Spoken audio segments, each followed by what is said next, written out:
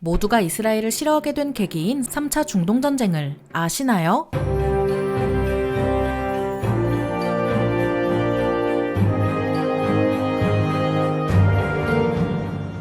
안녕하세요. 지식 스토리입니다. 이번에는 6.1 전쟁으로 유명한 3차 중동전쟁에 대해 알아볼 텐데요. 2차 중동전쟁으로 불리는 수에즈 위기 이후 이집트는 휴전협정을 준수할 수 있도록 시나이 반도에 UN 평화군을 배치하는 데 동의합니다. 이런 결정과는 별개로 아랍 국가들과의 국경 분쟁에 시달린 이스라엘은 그 중에서도 특히 시리아와 많이 얽혔는데요. 이 때문에 1966년 11월 초 시리아는 아예 이집트와 상호 방위협정을 체결해버립니다. 그 직후 이스라엘은 팔레스타인 해방기구의 게릴라전에 대응해 요르단이 통치하는 서한지구를 공격하는데요. 이스라엘과 싸운 요르단군은 빠르게 격퇴당했고 요르단의 왕은 가까이 있는 이집트가 도와주지 않자 당시 대통령이었던 가말 압델 나세르를 비난합니다. UN 평화군이라는 치마 뒤에 숨어있다고 말이죠. 이스라엘 때문에 괜히 욕먹은 나세르는 1967년 5월 소련으로부터 충격적인 보고를 받게 되는데요. 그것은 이스라엘군이 시리아 국경에 집결하고 있다는 거였습니다. 이스라엘을 제낄 각만 보고 있던 나세르는 군을 동원해 시나이 반도에 UN 평화군을 내쫓는데요. 하지만 그 어디에도 이스라엘군은 없었습니다. 대체 어떻게 된 일일까요? 그건 다름 아닌 소련이 나세르를 상대로 거짓말한 거였습니다. 당시 소련은 아프간전을 겪기 전이라 중동에 대한 영향력이 상당했는데요. 이런 소련은 이스라엘 같은 친서방 국가를 견제하는 데 진심이었죠. 소련과 친하게 지낸 덕에 2차 중동전쟁에서 승리할 수 있었던 나세르는 소련의 거짓말을 웃어넘길 수 있었습니다. 거기에 결정적으로 나세르는 영국, 프랑스와 한편이었던 이스라엘을 누구보다 싫어하고 있었죠. 시나이 반도에 군을 주둔시킨 나세르는 UN 평화군을 내쫓은 걸 넘어서 이스라엘 선박의 통행까지 막아버리는데요. 거기에 더해 5월 30일 이집트는 요르단과 상호 방위협정을 체결합니다. 주변 모든 나라가 등 돌리자 이스라엘은 어떻게든 살아남겠다며 6월 1일에는 내각을 재정비하고 6월 4일에는 전쟁하기로 정하는데요. 이스라엘은 준비가 되어 있었습니다. 이스라엘 공군 조종사들과 지상 요원들은 신속하게 이착륙하기 위한 훈련을 게을리하지 않았고 덕분에 아랍 국가들의 공군보다 무려 2배나 빠르게 이착륙할 수 있었는데요. 거기에 전운이 감돌자 이스라엘 공군 조종사들은 광범위한 교육과 더미 활주로에서의 훈련을 반복했습니다. 한마디로 준비가 아주 철저했다는 거죠. 반면 이집트는 방어시설을 건설하고 이스라엘이 들어오길 기다리고 있었는데요. 하지만 훈련, 사기, 장비 같은 부분에서 이스라엘의 상대가 되지 못했습니다. 이 때문에 이스라엘은 3에서 4일 안에, 서방 측은 7에서 10일 안에 전쟁에서 승리할 수 있다고 봤는데요. 그렇다면 전력 차이는 어느 정도일까요? 이스라엘은 예비군 포함 24만 명의 병력이 있었지만 문제는 예비군까지 동원하기 어렵다는 거였습니다. 왜냐하면 안 그래도 인구가 적어서 젊은이를 다 군대로 끌고 가버리면 사회 기능이 마비되다시피 했기 때문이었는데요. 그래서 이스라엘은 10만 명의 병력 800대의 전차를 배치한 상황이었습니다. 반면 이집트는 이스라엘의 2배 이상인 24만 명의 병력 2,504대의 전차를 배치한 상황이었는데요. 그렇게 전운이 감도는 1967년 6월 5일 이스라엘 전역에 민방위 사이렌이 울립니다. 이는 포커스 작전의 시작을 알리는 거였는데요. 포커스 작전이 개시되자 189기의 이스라엘 공군기가 출격했습니다. 이집트의 방어시설은 열악했고 공군기를 위한 벙커조차 없었는데요. 이스라엘 공군기 대부분은 지중해로 가다가 레이더 탐지를 피하고자 저공비행으로 이집트를 선회했습니다. 이 때문에 이집트의 방공망은 사실상 없는 거나 다름없게 되었는데요. 이집트는 뭐가 오는지도 몰랐지만 요르단은 이집트로 접근하는 항공기의 파도를 탐지하고 알리려 했습니다. 하지만 요르단의 경고는 전달되지 못했고 이집트 공군기지들은 그대로 폭격을 얻어맞는데요. 이스라엘 공군은 공격력을 극대화하기 위해 기관포 사격과 폭격을 병행했고 프랑스와 함께 개발한 특수폭탄도 동원했습니다. 그렇게 첫날 공습은 아랍 국가들을 놀라게 했는데요. 그 이유는 이스라엘조차 놀랄 정도로 성공적이었기 때문이었습니다. 이스라엘 공군의 피해는 적었지만 이집트 공군은 문자 그대로 괴멸당했는데요. 420기의 공군기 중 338기의 공군기를 손실했고 100명의 조종사가 사망했으며 레이더, 대공미사일 사이트도 다수 파괴되었습니다. 반면 이스라엘은 19기의 공군기를 손실했는데요. 이는 단순 교환비로 17대 1이라는 전례 없는 수준의 성공이었습니다. 가장 현대적이고 강력했던 이집트 공군이 괴멸당하자 요르단 공군이 나섰지만 이스라엘 공군을 몰아낼 수가 없었는데요. 이집트는 사기를 유지하기 위해서 이스라엘 공군기 70기가 격추되었다는 거짓 보도를 흘렸습니다. 6월 5일 오전 7시 50분 국경에 배치된 이스라엘 1개 사단은 시나이 반도로 넘어와 이집트 4개 사단이 배치된 방어선을 공격했는데요. 이집트군의 맹렬한 포격으로 이스라엘군은 큰 피해를 봤지만 결국 4시간 만에 방어선을 돌파합니다. 해가 질 때까지 이집트군을 소탕한 이스라엘군은 2,000명의 사상자가 나고 40대의 전차를 잃었죠. 이스라엘은 큰 피해를 본 만큼 이집트를 아주 박살을 내기로 정하는데요. 방어선을 돌파한 이스라엘군은 그대로 시나이 반도에서 가장 큰 도시인 아리시로 향했죠. 다음 날인 6월 6일 공중보급을 받은 이스라엘군은 아리시에 진입해 공항을 점령하는데요. 오전 8시부터 아리시에서 시가전을 벌인 이스라엘군은 치열한 전투 끝에 아리시를 점령하는 데 성공합니다. 제공권을 장악한 이스라엘 공군의 폭격과 이스라엘 지상군의 공격으로 막대한 피해를 본 이집트는 후퇴할 수밖에 없었는데요. 6월 7일 시나이 반도 최남단에 있는 샤르멜 셰이크에서 이스라엘군에 맞선 이집트군은 치열한 전투 끝에 샤르멜 셰이크까지 잃고 맙니다. 다음 날인 6월 8일이 되자 이스라엘은 시나이 반도 점령을 완료하는데요. 하지만 이스라엘은 시리아가 불안했습니다. 시리아와 가장 많이 충돌했던 만큼 이스라엘은 이번 전쟁에서 시리아의 골란고원까지 먹어버리기로 정하는데요. 그렇게 6월 9일이 되자 이스라엘 공군이 시리아군 진지를 공습합니다. 공습이 시작된 지 약 2시간이 지나자 이스라엘 지상군도 골란고원으로 진격했는데요. 이에 시리아군은 이를 악물고 저항합니다. 밤새도록 싸운 끝에 시리아군은 벙커를 폭파하고 문서를 불태운 뒤 후퇴했는데요. 이스라엘군이 골란고원으로 밀고 들어오자 남아있는 건 버려진 군 장비뿐이었습니다. 6월 10일 골란고원을 차지한 이스라엘군은 다음 날인 6월 11일 휴전합정을 체결하는데요. 이스라엘과 서방 측의 예상대로 전쟁은 6일 만에 끝난 거였습니다.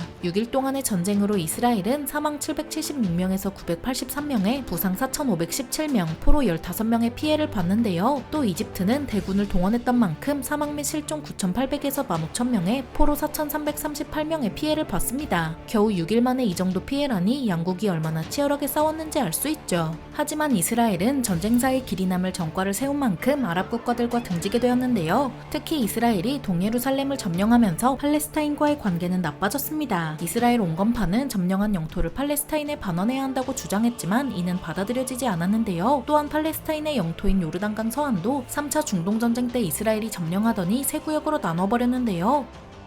게다가 이스라엘은 이 구역 곳곳에 정착촌을 세워버렸는데 이는 국제법상 불법 행위였습니다. 이를 아랑곳하지 않은 이스라엘은 3차 중동전쟁으로 점령한 영토를 전략적으로 관리하기 시작했는데요. 이는 점령지에서의 지배력과 안전을 확보하기 위해서였습니다. 요르단강 계곡을 따라 배치된 군사기지를 정착촌으로 바꾸고 뛰어난 물관리 능력으로 부가가치가 높은 작물을 재배하는 거였죠. 이스라엘 주민들은 식수와 농업용수를 풍부하게 이용할 수 있는 반면 팔레스타인 주민들은 만성적인 물 부족에 시달리는데요. WHO에서 정한 1인당 일평균 물 사용량이 100리터인데 팔레스타인 주민들은 고작 73리터에 불과합니다. 한반도와 같이 사계절이 뚜렷한 곳이 아니라 사막이라는 걸 고려하면 어려운 상황이라는 걸 알 수 있죠. 게다가 팔레스타인 주민들은 물을 쓰려면 이스라엘 당국의 허가를 받아야 하는데요. 이 때문에 농업을 비롯한 산업 발전이 사실상 불가능하고 자연스럽게 일자리까지 부족해졌습니다. 이 때문에 팔레스타인 청년들은 이스라엘이나 아랍 국가들로 일자리를 찾아 떠나는데요. 여기까지만 봐도 알겠지만 이스라엘의 점령 정책이 팔레스타인의 경제를 고사시키고 있는 거죠. 국제사회는 전부터 팔레스타인을 독립국으로 인정하는 두 국가 해법을 통해 평화를 회복하기를 권고해왔는데요. 하지만 이스라엘은 이를 거부해왔습니다. 게다가 트럼프 행정부 때 미국이 이스라엘의 편을 들어주는 바람에 두 국가 해법은 더 멀어지고 말았는데요. 6일 만에 이스라엘의 압승으로 끝난 3차 중동전쟁은 아직 끝나지 않았습니다. 반세기 넘는 이스라엘과 팔레스타인의 분쟁이 3차 중동전쟁 이후로 점점 끌어올라서 이스라엘 하마스 전쟁으로 정점을 찍은 거였죠. 6일 전쟁으로 유명한 3차 중동전쟁에 대해 알아봤는데요. 영상이 유익하셨다면 구독과 좋아요 부탁드립니다.